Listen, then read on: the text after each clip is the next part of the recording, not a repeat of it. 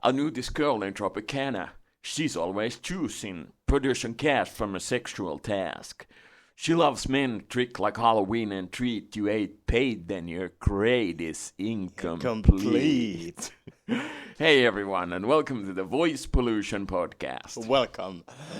It's your boy, Sick Boy Opanion here. And of course, Don Opaz. So, how you been, Don, this week?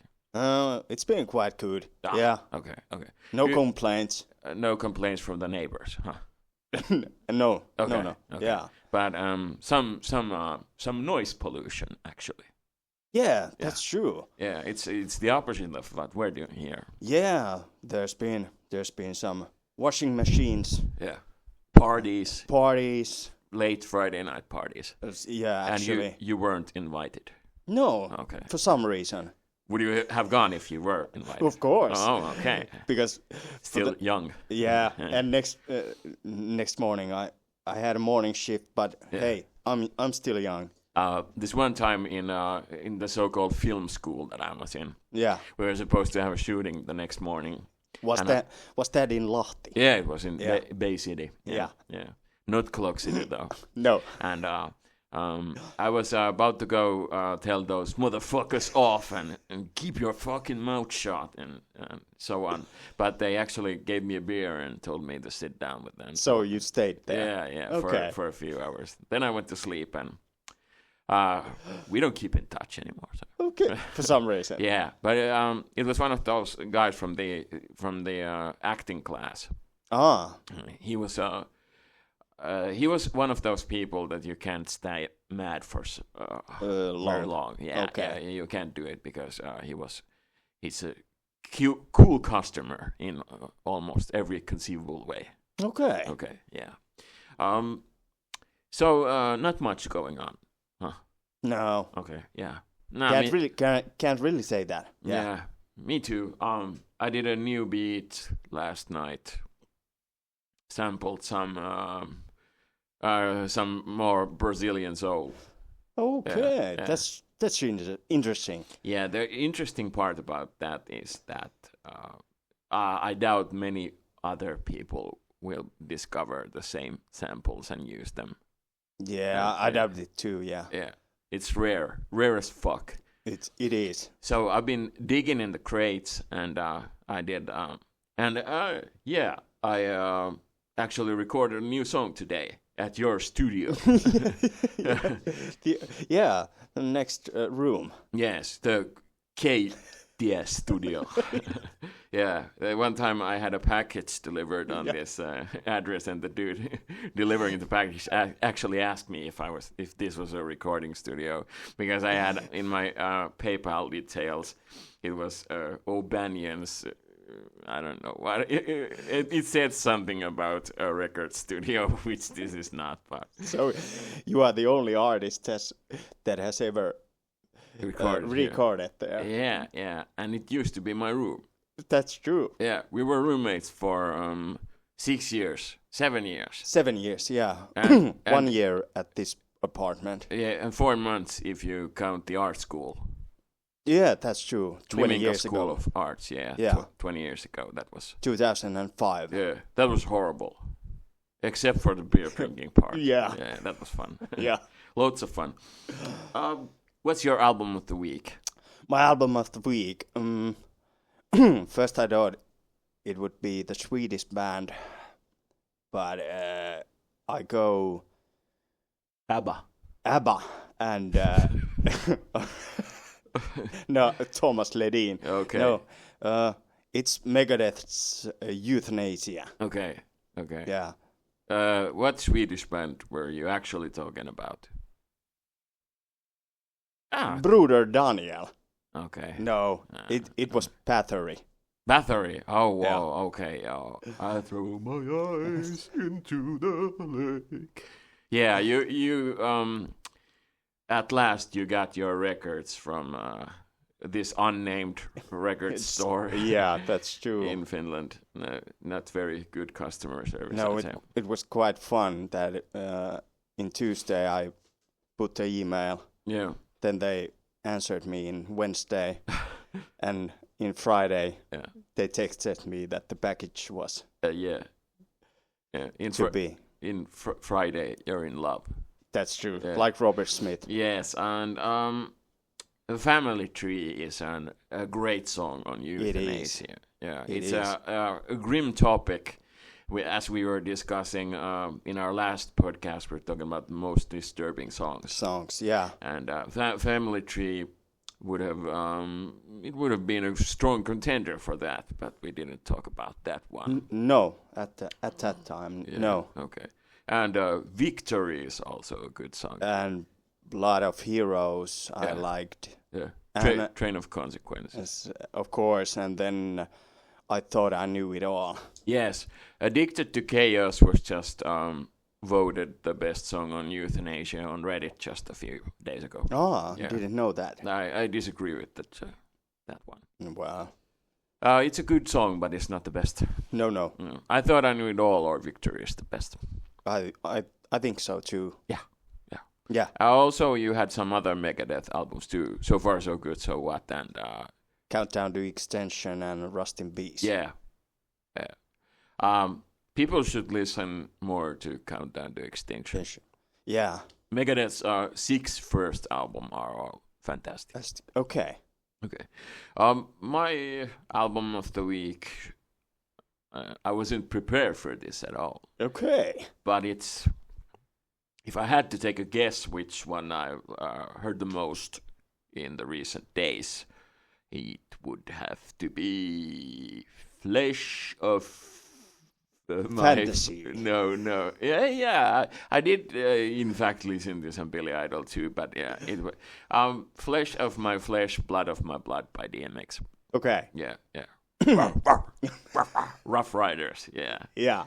Rest in peace, DMX. Yeah, he died a couple of years ago. And he was, if you were there to witness the whole DMX in his peak, he was strongly considered as the next best thing to Tupac.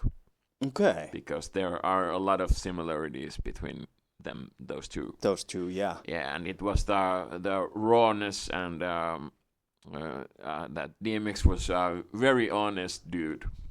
And but he was more of grim type of. I mean, Tupac was he was a lot more. How would you say, optimistic. DMX was he was always battling his demons until his untimely end. Death. Yes. But I have these certain eras where I don't listen to DMX too much. But then when I do, I just keep playing his records over and over. Okay. Yeah. And so it wouldn't actually matter which one I picked because I listened to the other ones too. Yeah. All the way to the Grand Champ. It is a funny thing that when you get excited, something you listen it. Yeah. Over and over again. Yeah. You're just you're in a trance-like state. And there's like you're never gonna fed up with the stuff. Yeah. Then it just kind of like wears out. Yeah. But still, eventually you'll come back to it. Yeah, that's true. Unless it's just like something of a phase of some artist that you don't even like. But you just wear some artist out and never return. But with those that I have been listening to since my teen years, yeah, I always come back. To quote William Afton. Yeah, but DMX and Megadeth. Megadeth has been in our album of the week picks for a while now. Actually, it is. Yeah. Dave would be so proud of us too. Yeah. So, are you gonna buy the new Megadeth album when it comes? I think it comes next year. Oh, maybe then. I decided that I'm not gonna order anything until December. Okay. Because of these last happenings. Yeah. It's not gonna take as long as for the Gorillaz album is coming. I think it's coming next March. There's still a few months to go to that. I think the Megadeth album drops a little earlier. Okay. Didn't know that. Yeah. But I'm excited for both. But I think a little more for the Gorillaz one because Megadeth is fine, but I think they're past their prime. Anyways, yeah. And Gorillaz has been always to you. Yeah. Very important. Yeah. And one of those beats that I made actually sounds a lot like Gorillaz, as you said. That's true, yeah. That was a huge compliment to me. Okay. Would you like to lead the way to our next and first topic today? Okay. Which one should we start? With the years or the... I think we'll pick the one that's not the years. Okay. Yeah. Because it's something that we've been kind of like maybe teasing in our previous podcasts, but it's nothing. We barely scratched the surface. Yeah, at least we have mentioned this earlier. Yeah, but it's not like now we're gonna like chew it and spit it out the whole thing. Yeah, or at least try it. It's something that has been covered a lot on YouTube, but it's a topic that is very interesting to people who love this band, but also to those that are like into true crime and disappearances and mysteries overall. Yeah. So I think it's gonna tickle your mystery bones. It should because it's interesting to us and we want to talk about it. So. Yeah. So of course, it is a guy named Richey Edwards. Yeah. Was Richey his real name or? Yeah, I think it was Richey James Edwards. Okay. Because I didn't find the other names. Yeah. Okay. So it's not Richard, like Monica Geller. Richard. Richard. No. I think because everywhere it kept coming Richie. To me, Tom Selleck will always be the only Richard. Yeah. For me too. Yeah. So who's this Richie character? You may ask. You may ask. Yeah. And I may answer something. Oh, please do. Yeah. That's why I asked. Yeah, he was the guy from Wales. Yeah. Born in 1967, which was the year Kurt Cobain and Layne Staley was born also. Oh, he's in good company then. Yeah. But Richie born in 22nd of December. Okay. So. And he became known for as being the main lyricist, and I'm gonna use air quotes here. The rhythm guitarist for the band Manic Street Preachers. Yeah, and first he started actually. He was initially a driver and a roadie for Manics. Oh, okay. Before he joined as a member in 1989. Not to speak ill of the dead, but I would never get in when he's driving. I would never get in the car. No. He'd just drive into a river or something. Yeah. Whether unintentionally or intentionally. And it was quite exciting to read that he never showed any more than little interest in his guitar playing. Yeah. And then there was mentioned that he was accordingly only played on 2 songs during the band's studio years. Oh, I know the other one. It's La Tristeza Durera, Scream to a Sigh, but what's the other one? Shit, I can't remember that. Yeah. What I find interesting is that he doesn't even play on their first EP, which is actually like really simple. Yeah. Just a few chords. He was as a guitarist as I was actually. Yeah. But he learns more still. Yeah, I tried to teach this guy to play Submission by Sex Pistols. And at first he was supposed to be the guitar player.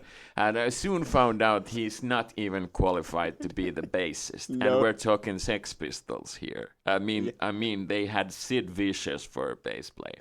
And it took hours that we actually even got some of these tunes. Yeah, you could give him some boxing gloves, and you could give a normal guy boxing gloves, and that's what it sounds like when Don Opaz plays the bass. Yeah, actually, when I first heard Nirvana, I wanted to start play guitar. Yeah, and I still got 3 acoustic guitars in our summer cabbage or some basement. Summer cabbage. Yeah, one summer cabbage. Cabbage is kaali. Yeah. You meant cabin.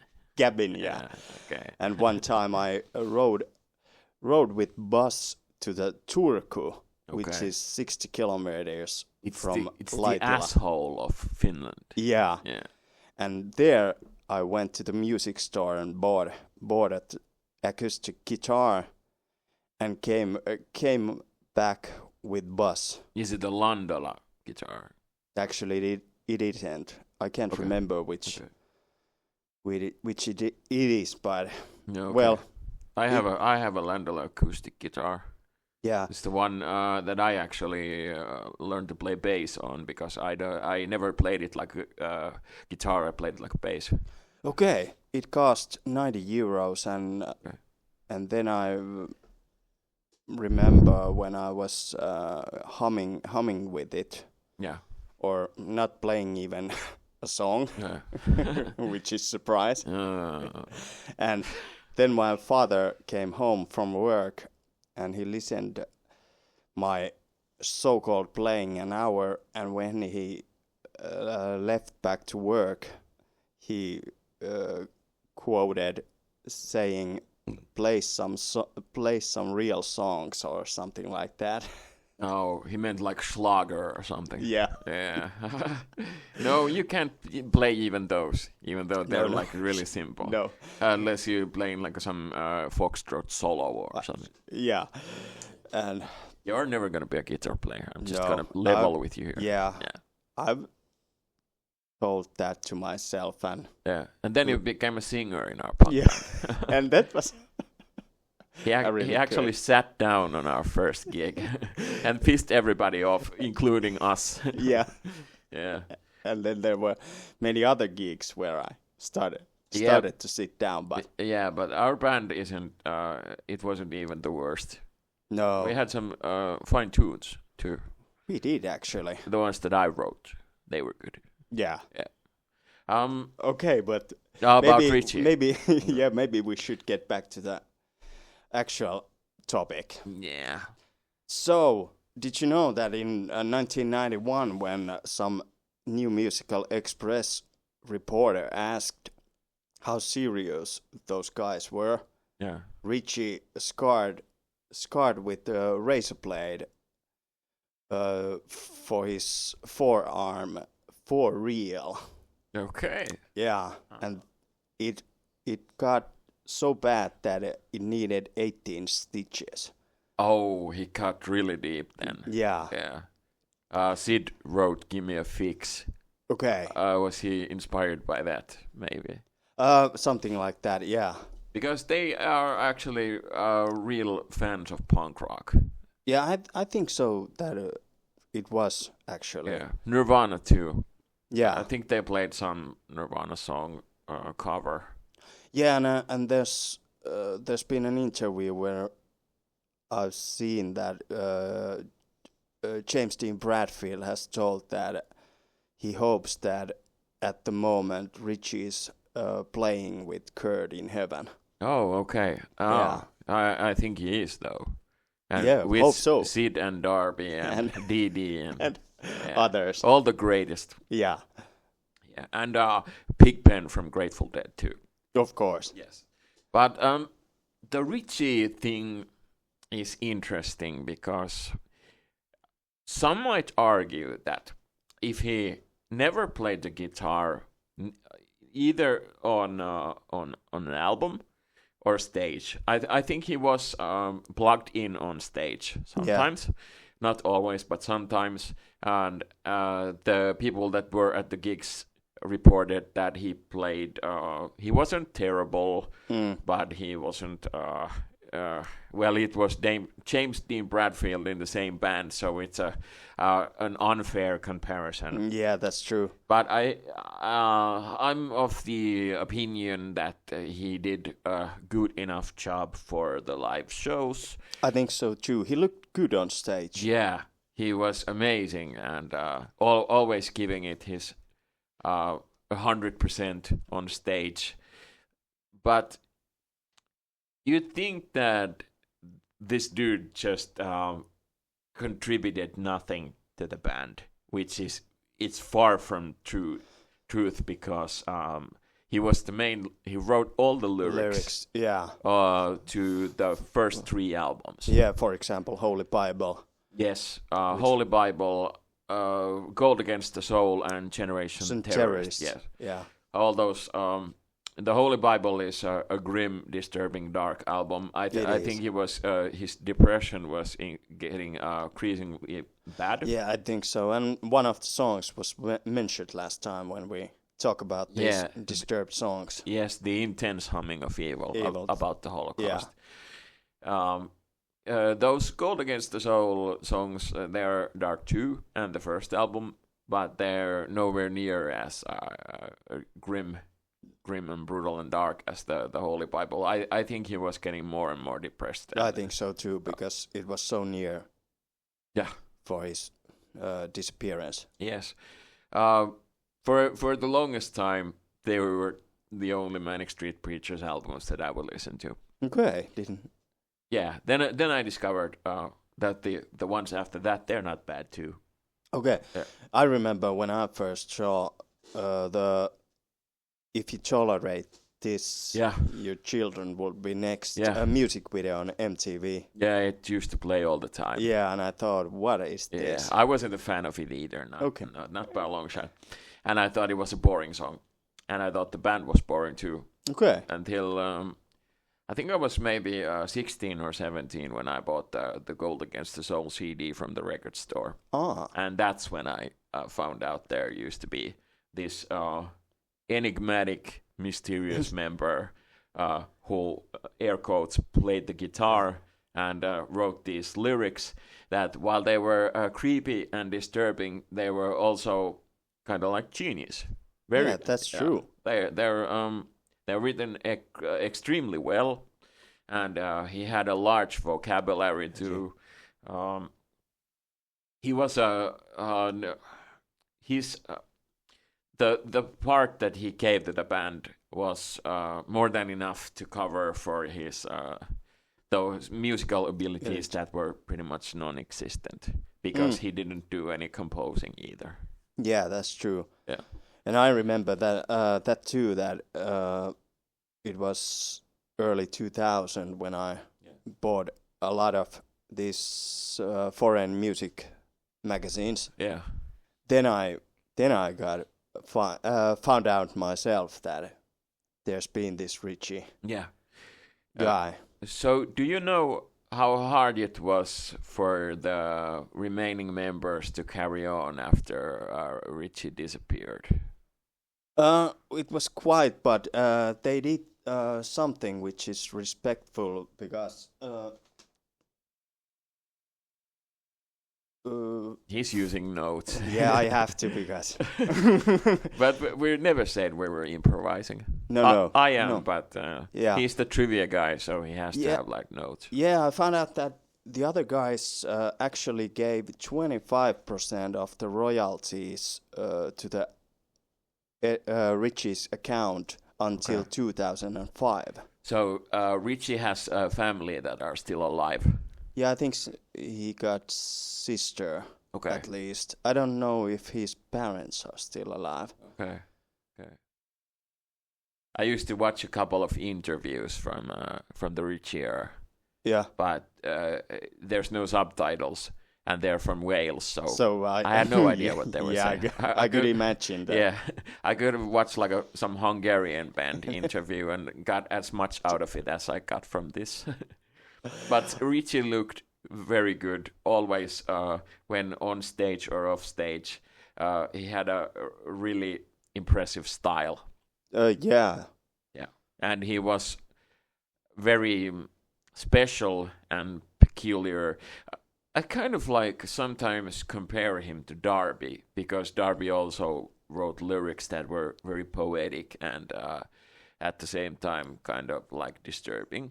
Yeah, and Darby was a terrible singer when he was on stage, because he was so so afraid of performing live that he got just really wasted on stage. And self-destructive. They were both very self-destructive. That's true. And let's just keep it real here. They both committed suicide. Sad. Richey, how old was Darby when he? I think he was maybe 21. Okay. Yeah. So and Richey was 27. Yeah. So they were both very, very young. But the fact is that Richey is not somewhere in Bali under a palm tree sipping on a pina colada. It's just Tupac's not there either. No, he isn't. And Kurt's not there, and nobody. Just come on. And when you think about Richey's case, they found out his car still running near the bridge. Yeah. I can't remember the place, but it was on the other side of the bridge. So the car was abandoned? Yeah. Okay. And there was no sign of the dude? No, anywhere. Someone has thought that he got to the bridge and jumped, but then there's these others who don't believe that. Yeah. Since the body's never been found. Yeah. But it's also not the first time an abandoned car is found on some bridge. The body's never found. But you can kind of like connect the dots. What happened? Yeah. I'm not laughing about that thing that happened. I'm just so some people live in the Lulu land, and that's kind of funny. Yeah, and actually it was like 3 a.m. in the morning. Yeah. So and he's never used his bank account after that day. Yeah. So there was no note in the car or anything. No. Okay. There were no connections or messages or. He must have been in an extremely dark place at that time. Yeah, I think so too. He just wanted to disappear. I remember when M. Shadows and Sinister Gates from Avenged Sevenfold were talking about the Rev. Yeah. And his last days, and how they kind of like they had to keep an eye on him for him not to like go and kill himself. Yeah. And I think they said when they finally found him overdosed that was the one time that they couldn't keep an eye on him. I think James D. Bradfield and Sean Moore and Nicky Wire must have felt the same thing. I think so too, yeah. Because Richey wasn't actually keeping his tendencies a secret. No, but you can't always guard. Yeah, you can't, and you have to live your own life too. And while you have to take care of your friends, if someone wants to hurt themselves, they're gonna do it anyway. Yeah. And they actually made a very impressive career out of. I think After James that, Dean Bradfield writes the lyrics nowadays. I think so too. I've read that somewhere. Yeah. Yes, and he has a very different approach, which is also a good thing to me because he's not just a Richey Edwards wannabe. No, he created his own lyric style, or how you say it. And their sound also got a lot more poppy, but that's not necessarily a bad thing. No, at this case. Yeah, when I was younger, I thought it was. But okay. But it was just if you tolerate this song. But nowadays, even that is good. So you can still listen that.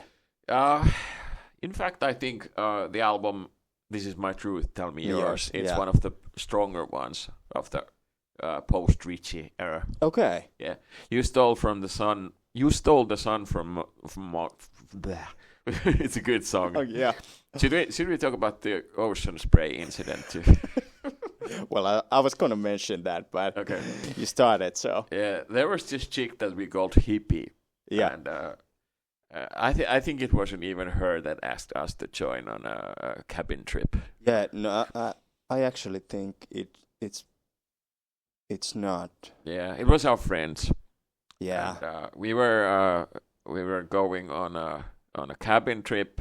And the cabin located like 20 or 30 kilometers Yeah. from where we lived at that time. Yeah, it was a little far away. Yeah. And then we were supposed to stay for like a few days. Yeah, actually it was like a whole weekend. Yeah. From Friday to Sunday. Yeah, we bought a lot of booze. Yeah, we did. And I bought some cranberry long drink, 6-pack.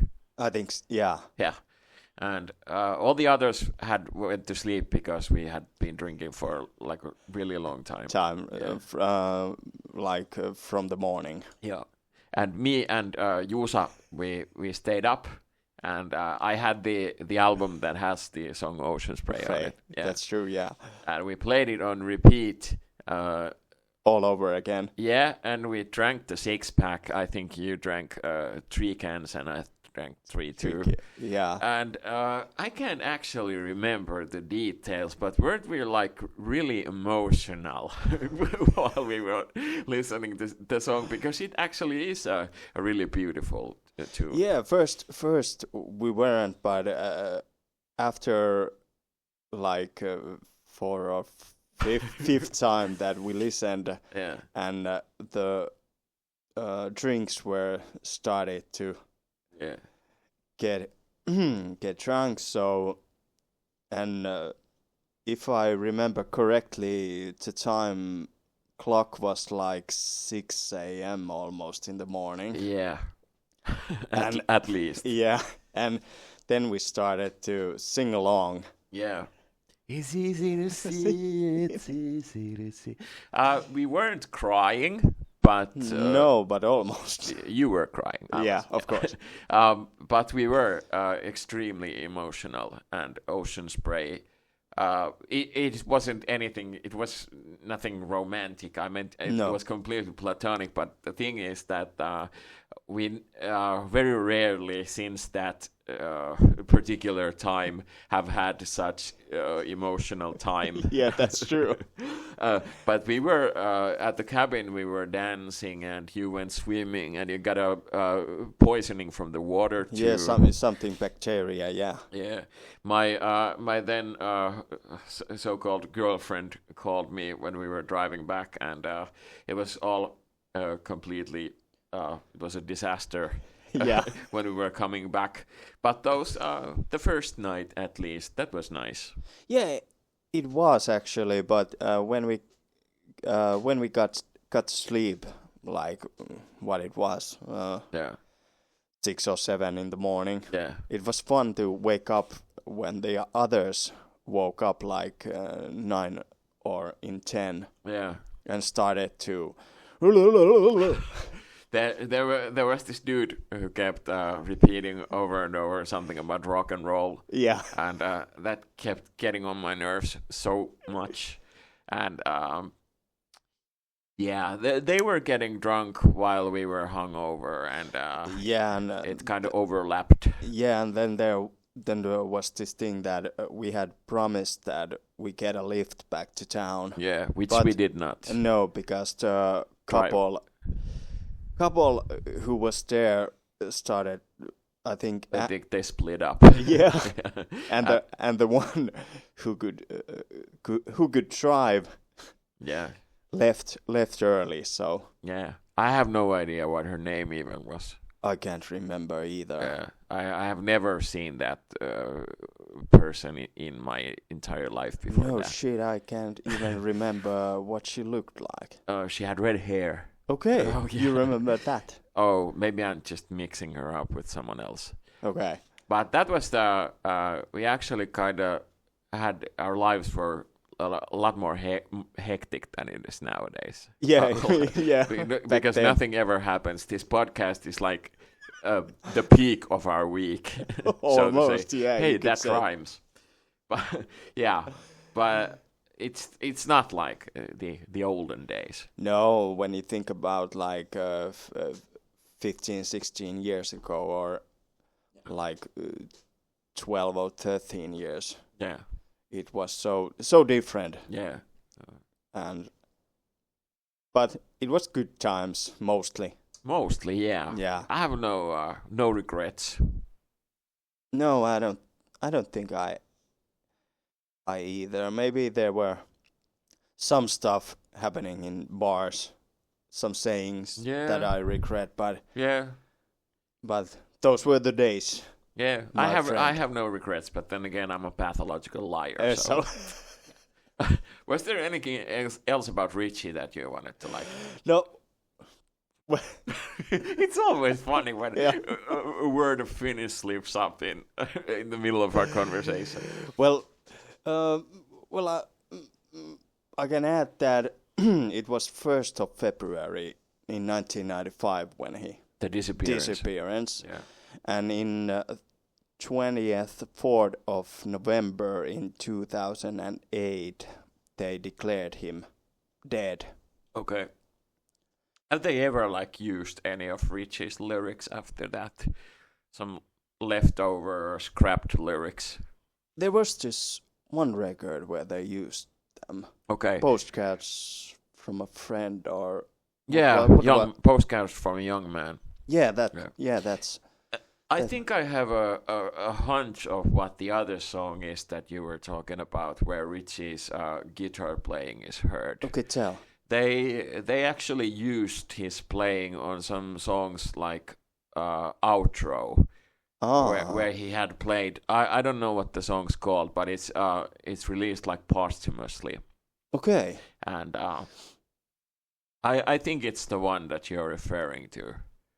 And It could be, yeah. And I'm not sure if it's the entire song or just the outro, but I think as a tribute to him, they used that part. That could be, yeah. But the thing is that I really don't think he was as bad as a player as As they talk about. yeah. Some people say he was terrible, Okay. but then there's like the ones that I told that were at the gigs. Yeah. I think someone even asked on some gig, there might be some video footage from that.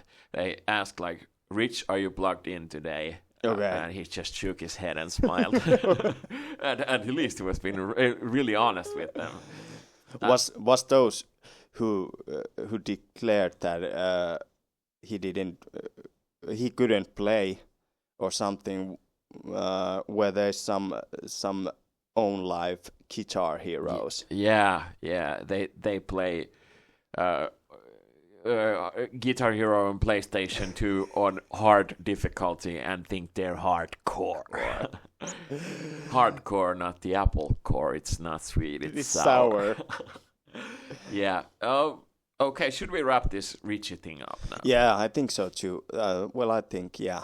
Because we have talked about different years in our previous shows. Yeah. And this time we have 4 chosen. Yeah. Yeah, 4 years. So there's so much going on in those 4 years that we have to like reserve a lot of time for that. Yeah, that's true. Because just the hip hop records, there's so much of those that I have like a hard time remembering all of those. So I'm just gonna grab my phone and check out which ones came out in the years are 98, 99, 2000 and 01. 2001. Yeah. Yes, and it was the millennium. Everybody was talking about the millennium and Y2K. Will Smith even made a song about that, and they all thought that when at New Year's Eve, I remember. when it comes midnight, that every computer is gonna like go kaboom, and they just stop working. By the way, I remember that. Yeah, why the fuck would they do that? Yeah, It doesn't make any sense. But I think it was the tinfoil hat guys that thought it would happen. Yeah, I think so too. Okay, so you have something to say about At Least 98. Yeah. So, did you know that in 1998 it was the year that like Carl Wilson died? Oh, Coral. Frank Sinatra. Frank Sinatra died too. Yeah. Okay. 90. Oh, how old was he when he died? 80 something. And Coral was? It was he was like in his 40s or 50s. Oh, Brian lived so much longer than him. Yeah, that's true. But then Coral lived longer than Dennis. Yeah. And Mike's still alive. Yeah, so Bruce and Al too. So when you think about it. Yeah, but I have heard that Mike's been having some health issues, so I'm hoping for the best that it's all okay with him. But anyways, yeah. Yeah, there was something I found out from this year, 1998. Yeah. For example, there was this accident. I don't know if you know this, but there was Interscope, the records label. Dr. Dre's Interscope label, yeah. Yeah, they paid radio station $5,000 to play Limp Bizkit's counterfeit song 50 times. Why the fuck would they do that? No, well, it was like promotion. Oh, I mean, were Limp Bizkit signed to Interscope back then? Yeah. And now it's not Dr. Dre's. Dr. Dre's was Aftermath, but yeah. I think it was like a sub-label of Interscope. Because they're all like related to each other. Yeah. Counterfeit is a good song, and $3 Bill Y'all, which the song is from, is their best album, but 50 times. Yeah. Hard pass. Yeah. And interesting to say very least. Yeah, and then there was well, actually there wasn't so much interesting happenings in that year when I read about. Yeah. But then there was these games. I don't know if you ever played these, like Fallout 2, Resident Evil 2. I have played Resident Evil 2, but I played it like last year or something. When it came out, I never owned a PlayStation, so. So okay, yeah.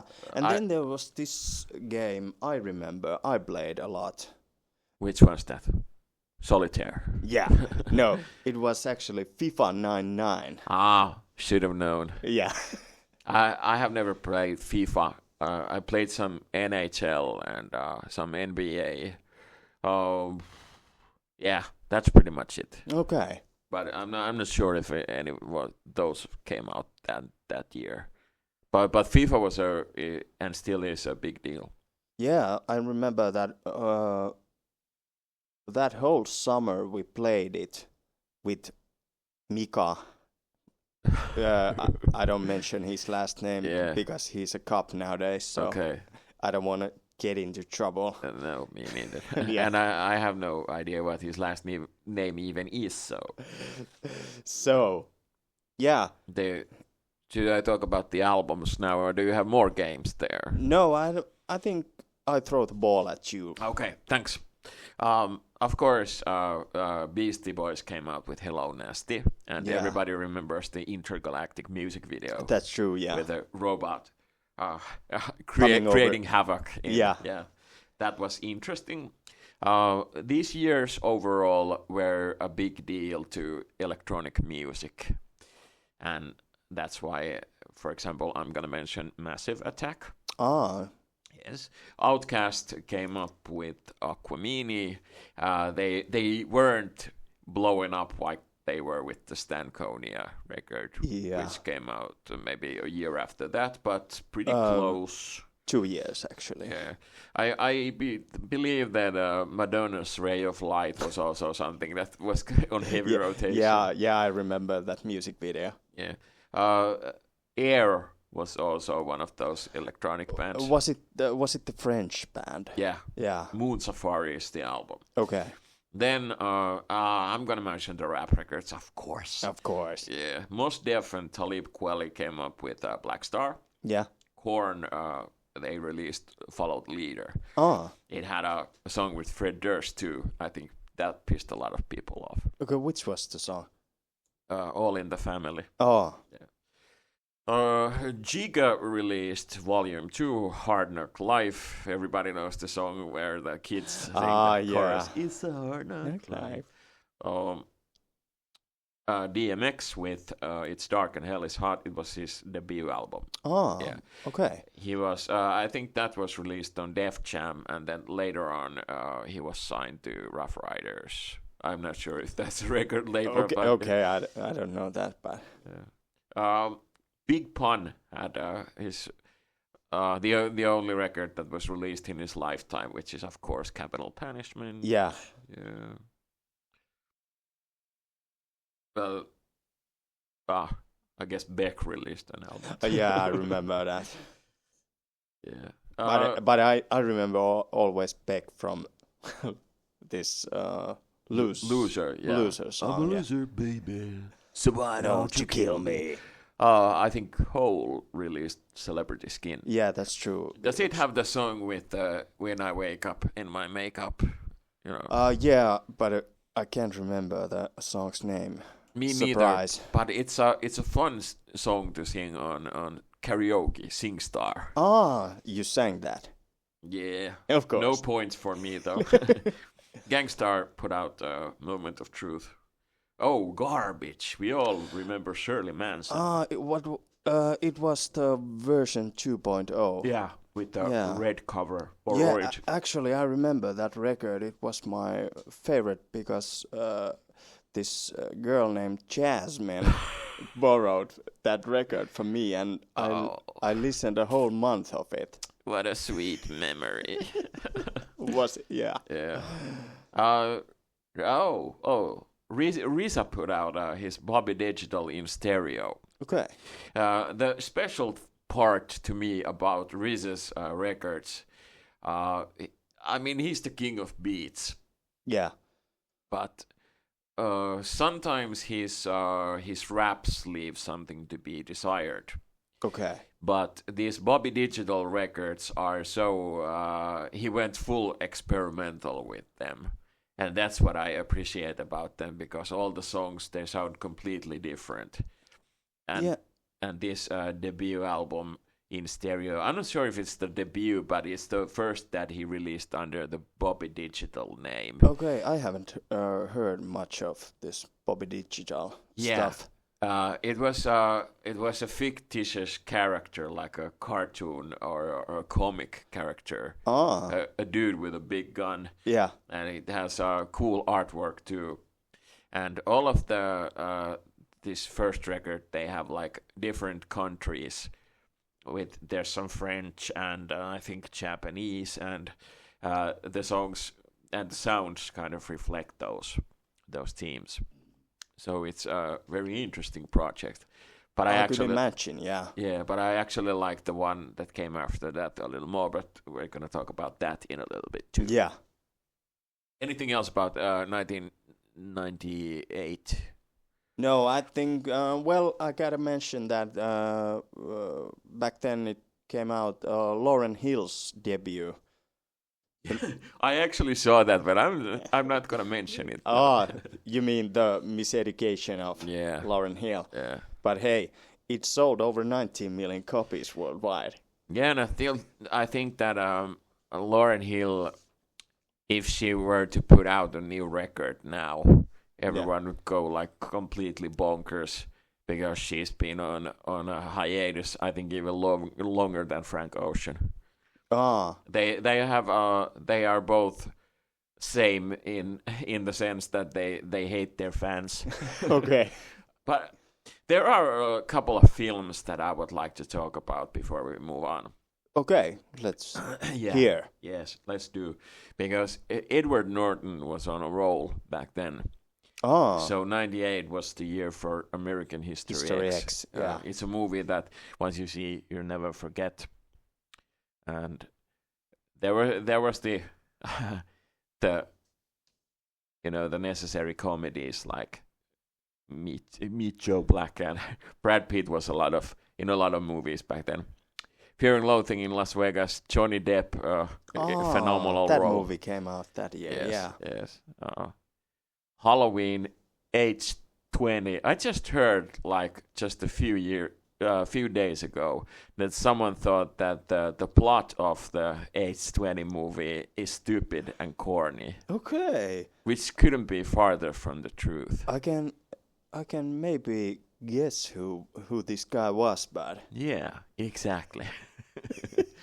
And of course, Big Lebowski by the Coen brothers. yeah. Jeff Bridges Oh, of course, and yeah. John Goodman there. Yeah. Really memorable. And I think Steve Buscemi also in the movie playing Donnie. And Walter always says, "Shut the fuck up, Donnie." yeah. But the Steve Buscemi in that role is really funny with when he does very little. He doesn't talk much. He's very shy, and they're always like cutting him off when he's trying to like talk to them. And when he dies at the end, it's really sad. I'm just gonna spoil it now because it's like a 30-year-old movie at least. But you should see it. Yeah, I definitely recommend pretty much all the early Coen brother films. Yeah, Barton Fink especially. It's one of my favorite films of all time. all time. Yeah. Swedish cinema was also. I was wondering, you're gonna mention this? Yeah, because we had a huge crush on that. What the girl was called, Alexandra something, who played fucking Åmål is the movie. But I can't remember the surname either. Yeah. It's a good movie, and Lukas Moodysson is a great director too. Yeah. I think they even made some plays of fucking Åmål to play in like theaters. Ah, okay, didn't know that. Yeah.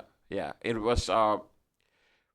They showed it in schools in Finland too.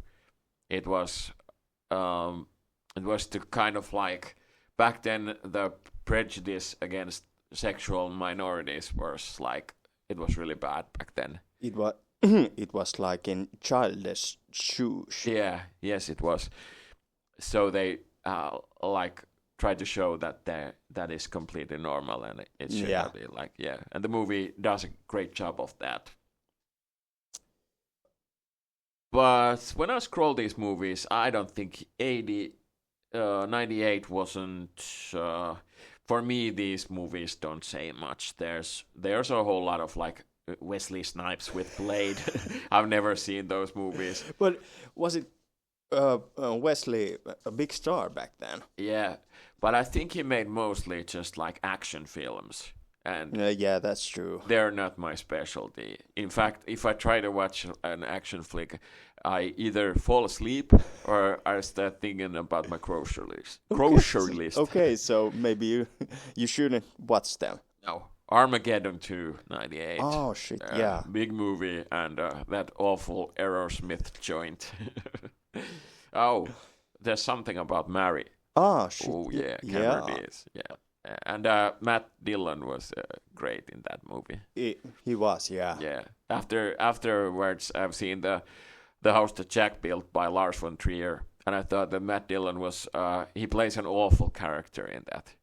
Yeah, that's true. When we watched it, it was a good movie. It was, but it's really disturbing though. It is the uncut version. Yeah. But when I it gets too disturbing, I just think about him in There's Something About Mary, and then I realized that he's just an actor. So okay, I thought of him as Charles Bukowski in movie Faktasum. Yeah, wait, watch that too. Yeah. I remember the movie Faktatum, but I didn't even remember that it was supposed to be about Bukowski.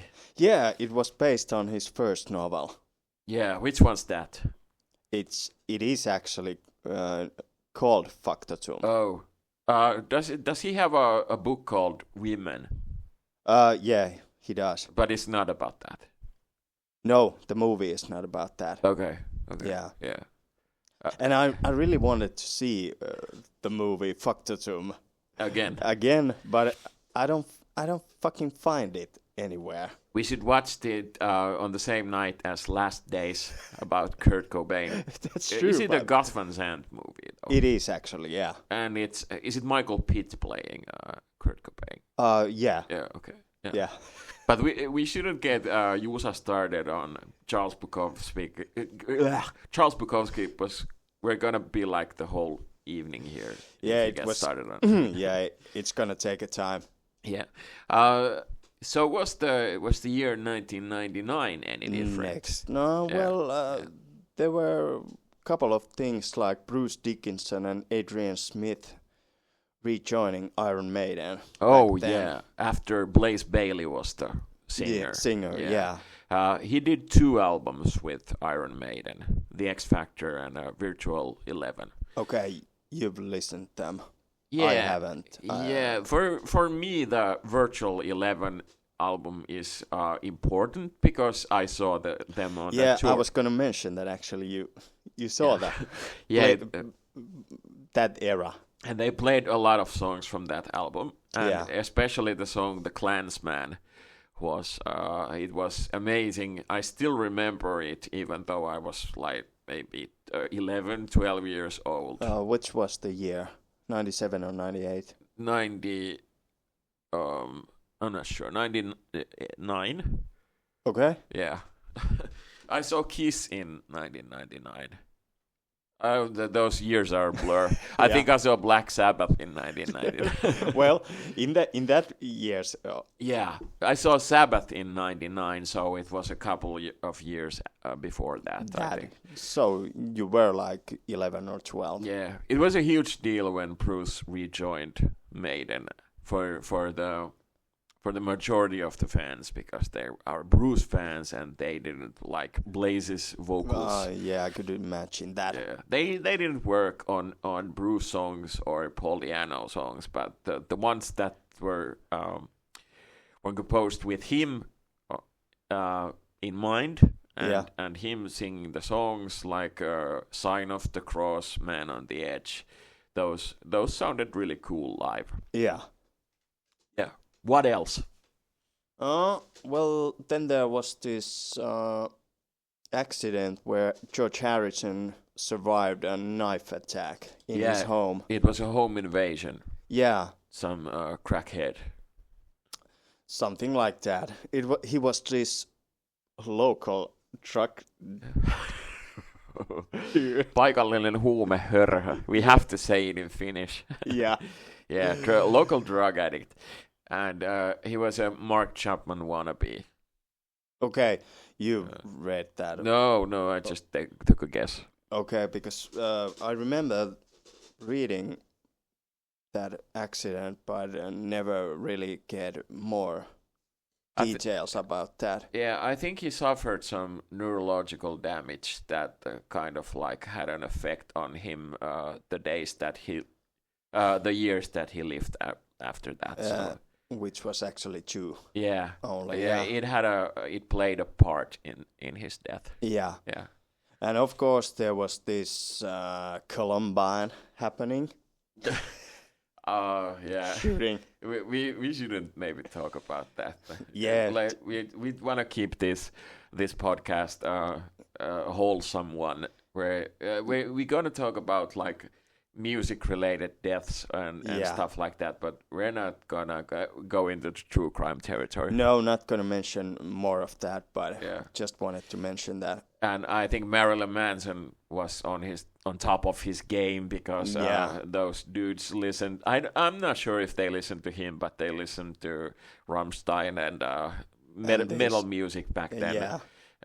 Yeah. And Marilyn Manson was on MTV a lot. Yeah, that's true. Was the Mechanical Animals album, was it in 98 though?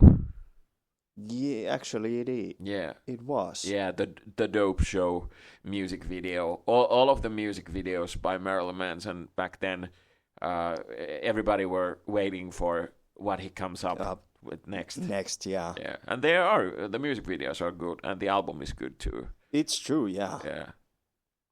And then there were Lauryn Hill wins 5 Grammys in one night. Yeah. Being the first female. That should that's nice. But maybe we should keep on talking about Lauryn Hill because the next time we're gonna do a podcast on Lauryn Hill alone. And the only way I would actually want to talk about this Lauryn Hill was that Tupac was beefing with Fugees. Okay. Fugees want to start some shit too. Well, I am prejudiced. I don't give a fuck. And this is what it sounds like when we ride on our enemies. Yeah. So, and of course, I can mention a couple of albums, maybe. Yeah. Limp Bizkit's Significant Other. That's a really good record too. Yeah, came out. I love all 3 first Limp Bizkit albums. Okay. I'll die on that hill defending those records, but they are really good. Come on, you have a Method Man feature on 2 of them. So of course they're gonna so you gotta respect them. Shut the fuck up, Beat. Yeah. And of course, Megadeth's Risk came out. Yeah, it was a total flop, and I think it's not even today. It's not exactly beloved. Yeah, and it was. We talk about this couple of times, but it was the only Megadeth album that was in my hometown's library, so it was the first Megadeth album I ever heard. Yeah. And I thought, this is okay, I'm not gonna listen to this band. Yeah, it gives the wrong impression about them. It really does, yeah. It's very poppy, pop-oriented.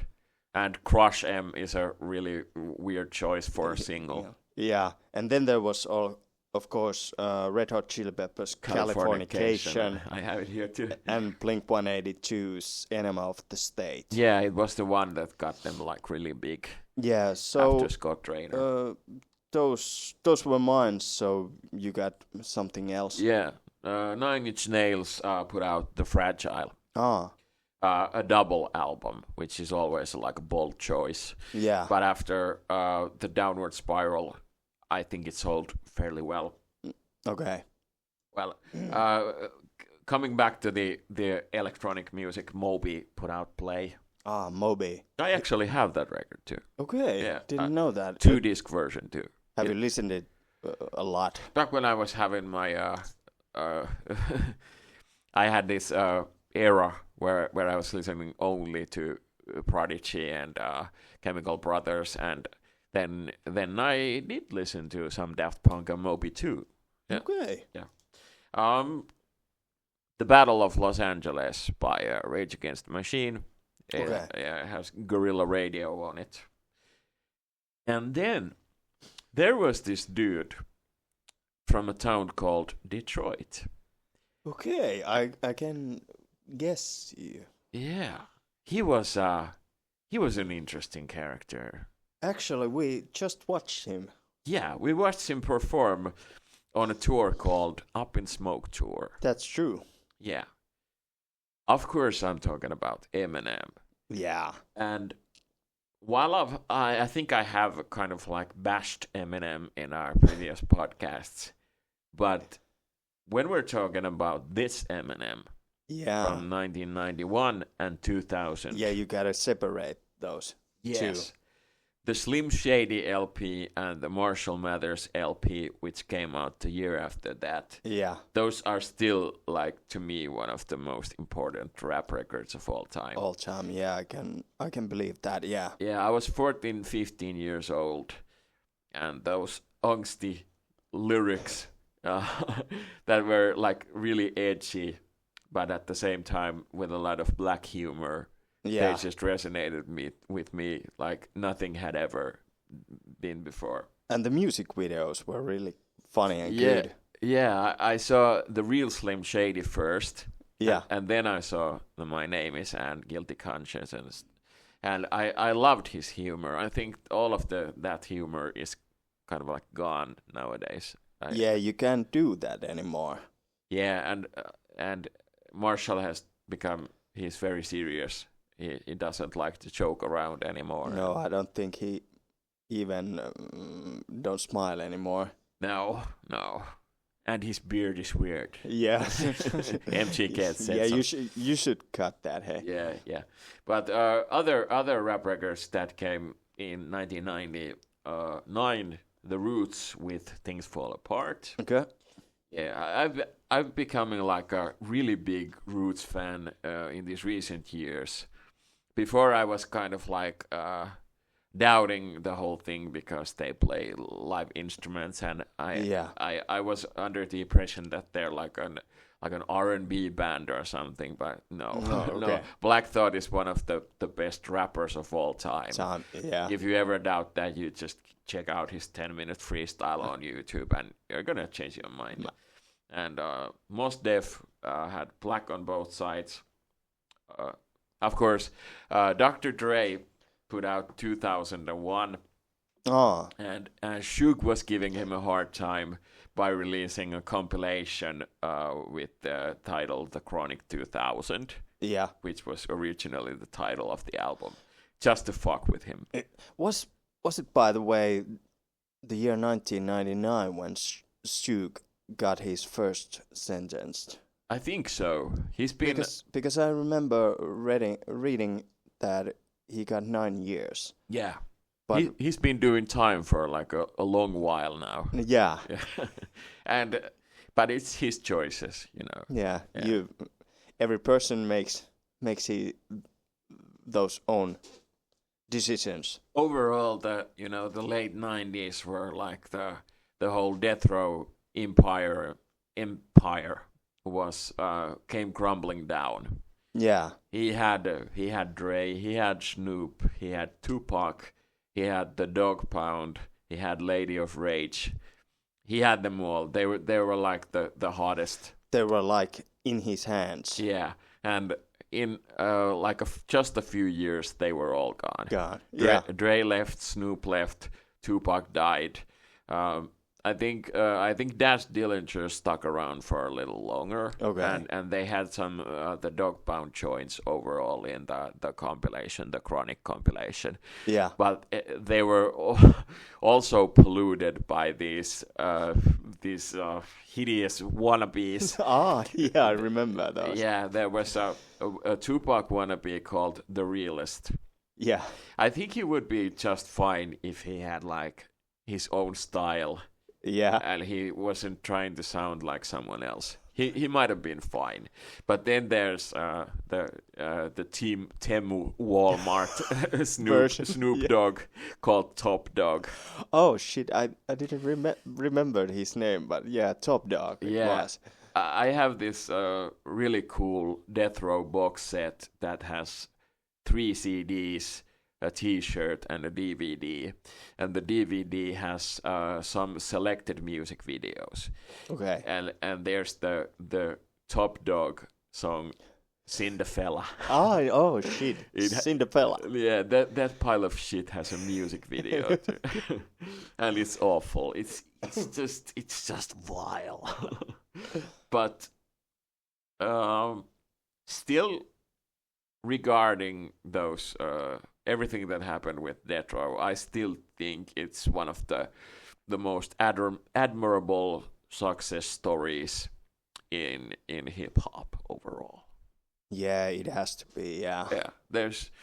There's no other label that could come close to the units sold. I mean, All Eyes on Me alone, I think it sold like 6 million or something.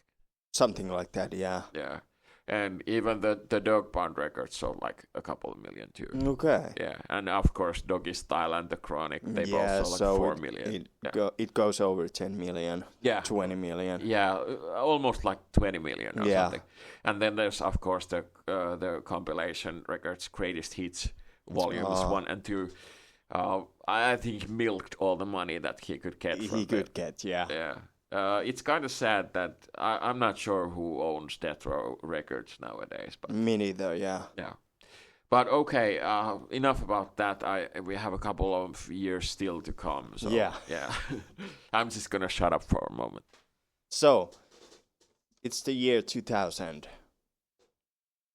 and there was this Sharon Osbourne, who was actually a manager for Smashing Pumpkins.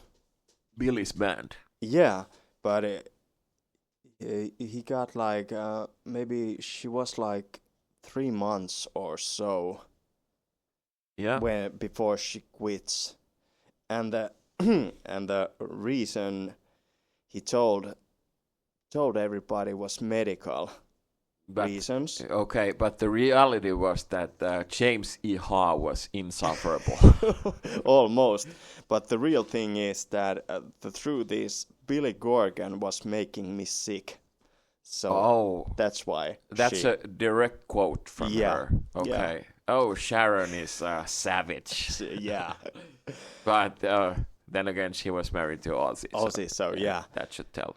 And of course, there was this news that Metallica files a lawsuit against Napster. Or should we say Lars filed? I don't think, for example, Kirk had anything to do with the lawsuit. I don't think so, too. Yeah, it was Lars. And Lars still sticks to his guns nowadays. He did nothing wrong with Napster. But was it like that Napster could only use in States, or was it worldwide? Yeah, it was worldwide because it was kind of like illegal.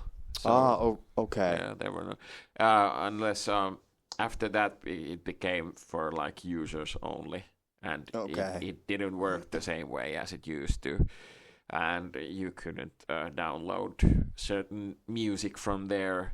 But the thing that Lars either didn't care about or didn't like take into accord is that while you could download such bands like Metallica and those major artists, you could also download stuff that you couldn't get anymore. Okay. Like records that were out of print. Or something like really rare that you couldn't like buy from a record store. Okay, because back then the news possibilities was really bad for me, so I don't actually know that thing. That's kind of much. Yeah, and even then, I think Metallica was such a big thing back then that even if Napster kind of like ate some of the when the songs were released illegally there. Yeah.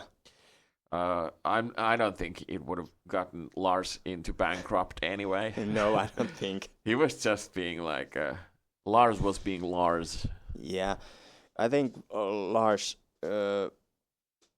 nowadays don't even need to play anymore. No.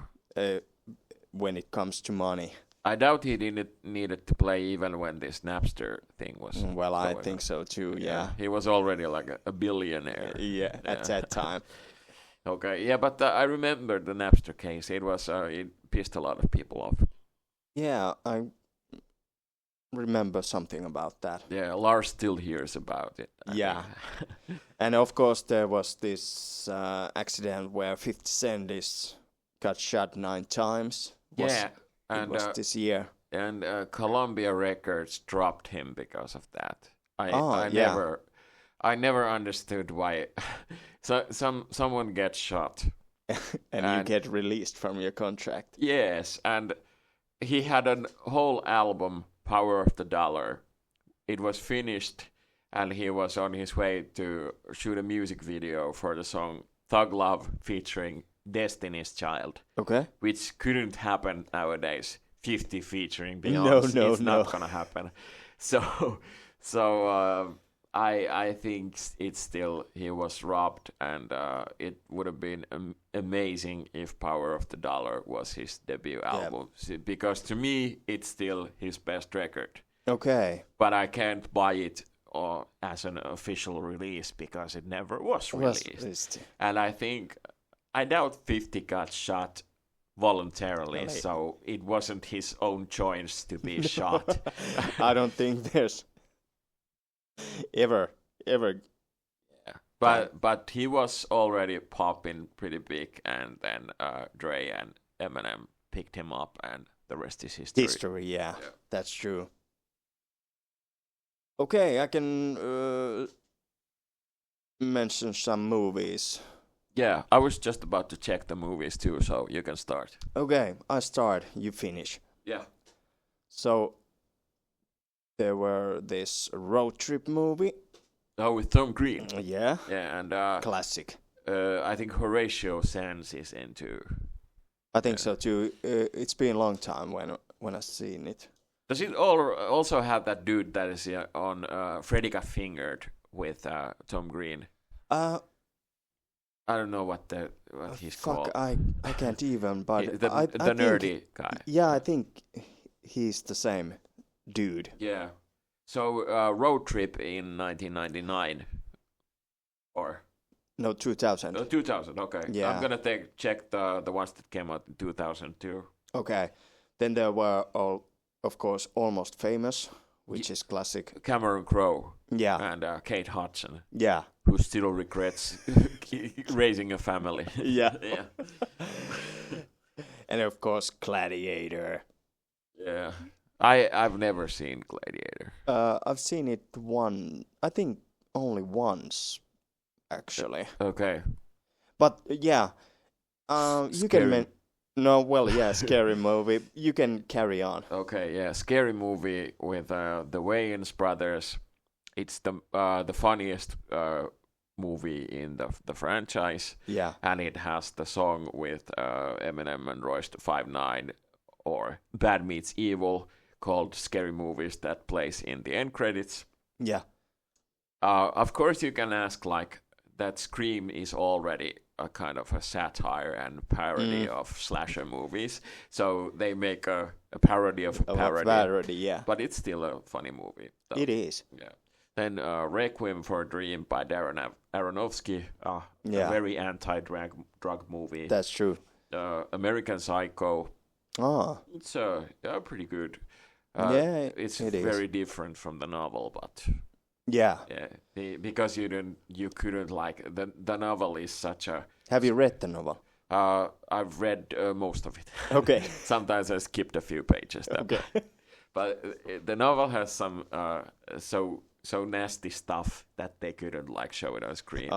Yeah. For example, in one scene, he covers a urinal cake with chocolate and then feeds it to his girlfriend. Okay. Yeah. I doubt Reese Witherspoon would have been on board with that. I don't think so, too. Dancer in the Dark by Lars von Trier, starring Björk. The last time we dissed Björk on his music, but that's true, yeah. But this movie, she's phenomenal. Okay. Phenomenal, yes. Scream 3. I always talk about the Scream movies because they were the first slasher film that I saw. Yeah, okay. And while we actually thought when we watched the Scream movies again a few years ago, we thought the Scream 3 was actually pretty good. Yeah, I think so too. Yeah, but because of the Columbine thing, I think it was rewritten that most of the gore was cut out. Okay, I didn't know that. But I actually kind of don't see the point because it's two completely different things. Yeah, but I think so too. But I guess they wanted to be as sensitive as possible. Okay, yeah. It was a sensitive time too. Then Tom Hanks with the Wilson Ball, Castaway. Oh, Castaway, yeah. Yeah.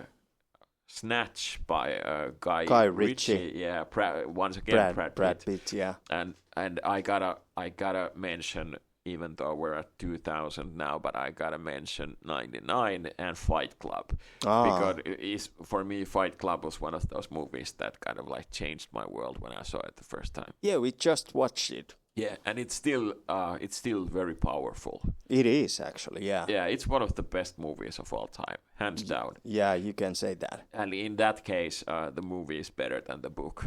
Okay, I haven't read the book, but I have read the book, and I think they're very similar. I think it's if you've seen the movie, you don't need to read the book. And okay. kind of like vice versa, but I still recommend seeing the movie. Okay. Well, I'm not gonna talk about the submarine movie, whatever the fuck it is. You mean U-96? Yeah, whatever. I've seen it once, actually. Okay. Yeah. Did you love it? Yeah, it was. I have to say, it is one of my true great movies of all time. For a second, I thought you were being serious. Was Coyote Ugly the movie with Leanne Rimes singing the theme Oh, song? yeah. The moonlight. Can't touch the moonlight or something. Yeah, it is actually. So have you seen the movie Dude, Where's My Car? Actually, I've seen it a couple of times. Stifler starring on it. Sean And William Ashton, Scott, yeah. Yeah, I wonder where Ashton Kutcher is nowadays. Living with Mila in some wooden cabbage. Under a cabin. Under a rock. Yeah. They did actually next Friday too, because we saw Ice Cube just a few hours ago. That's true, by the way, yeah. Yeah, we watched all 3 Friday movies, and I think, well, the first one is obviously the best. Yeah. This was okay too. It replaced Chris Tucker with Mike Epps. Oh, yeah. Yeah. Jim Carrey did Me, Myself, and Irene, which wasn't great. Okay, when I was young, I liked it, but yeah, it was kind of like after Truman Show, which people kind of went to see in the theaters, waiting to be like the funniest thing ever. And then they realized it was a drama. Jim Carrey wanted to do other stuff, and that was kind of like his reign of terror was coming to an end. So. And, yeah. Well, film-wise, there's the ones I scrolled here. There's a lot of films that I'm not going to mention here because they don't mean anything to me. Like, for example, Space Cowboys. Fucking Space Cowboys. It is something like David Spade in it? No. But I think that's Tommy Lee Jones on the cover, and I heard that he's one of the like worst motherfuckers in the industry. Yeah. Yeah, he I read this Reddit where people were talking about who are the rudest celebrities. Yeah. I think Tommy Lee Jones was mentioned at least like 10 times. Okay. Yeah, but that's pretty much everything I can remember now. I think some things will come to mind after we've like stopped recording. Yeah, I think so too, But I wanted to talk about the early Eminem because I don't want it to sound like that I'm just talking about Tupac here. Yeah. And these days and the years that we covered now that we hadn't actually talked about, there's nothing to talk about regarding Tupac there. So yeah, that's true actually. Yeah, but I could talk about the Roots records like all day. I could talk about the Manic records all day. It's kind of a pickle trying to squeeze all those years in when you have to short squeeze window them. of time. Yeah. But I think now that we have all of the 90s years here, and I think we're not gonna carry on with the year theme. I think we'll come up with something else next time. Yeah, I think so too. That now there's been a lot of these years that we wanted to talk, and we talk them. So yeah, it's just that the 90s were and still are very important. Yeah, to us. we could carry on going year by year, but after 2001, there's no such memorable things. No, the films and and the records made Yeah. after that. There were a lot of gems in there too, but not as much as No, here. no. Yeah. We have a lot of those that we didn't even mention here. That's true. Yeah. And the 90s are for us. There were times, simpler times, that everything was still good. Good, and we remembered them so well. So Yeah.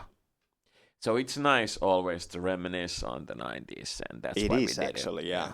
But we're gonna come up with something completely different next time, and I think we're gonna go with the route we did with Richey Edwards. I think we're gonna cover some more music-related mysteries, and maybe some deaths too, and something. We're just gonna, in a way, improvise those and talk about anything that has some great meaning to us. Yeah. Yeah, and that's how we're gonna carry on. I think so too, yeah. Yeah.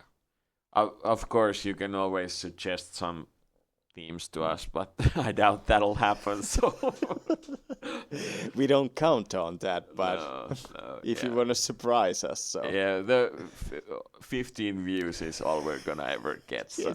Yeah. Okay, but thanks everyone, and see you next time. Okay, thank you. Bye bye. Bye bye.